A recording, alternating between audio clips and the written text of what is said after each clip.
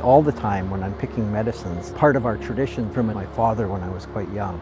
He said that when you go into a place for sacred reasons, or it is a sacred place, you have to bring something to leave there as well as a prayer and offer it in a good way. It doesn't really matter what it is as long as it's offered in the right way. And it seems like the plants start revealing themselves to you after they get to know your mind through the prayer and the offering a little bit. The plants have their own spirits. It's part of our teachings, it's part of the teachings in the Solo territory, that everything has its spirit and a purpose and a gift to offer this world. And when we're going for the medicines, we're asking for the gift and the purpose of healing.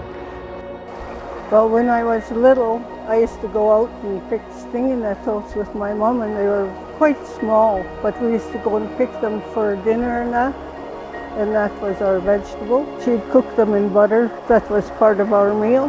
We'd have fish and rice and stinging nettles. With the stinging nettle, I usually just dry some for tea, or it's good for a lot of things. Stinging nettle is one of our important medicines. So the stinging nettles, they have they call trichosomes, very pokey, and they do sting. That's why they're called stinging nettles. Stinging nettle in the springtime, we pick it and we can actually cook it, and it tastes kind of like spinach. So we'll steam it. There's different recipes that people have for using it. My favorite is to put it in with lasagna. Some people like to fry bacon and stinging nettles. Other people just like to saute it, just have it steamed. The stinging nettle, you can eat the stinging nettles when they're very, very fresh in the springtime. So usually no more than 2 inches high. As it gets older, it's not as edible because it has too much uric acid in there, which can start to cause irritation to your stomach. We make it into teas, and the role of stinging nettle is to help to cleanse the system, especially after the winter time.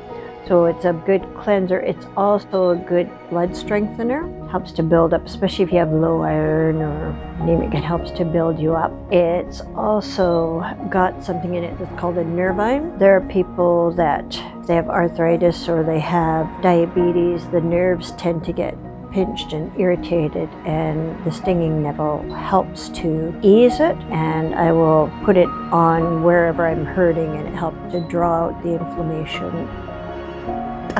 Is stinging nettle.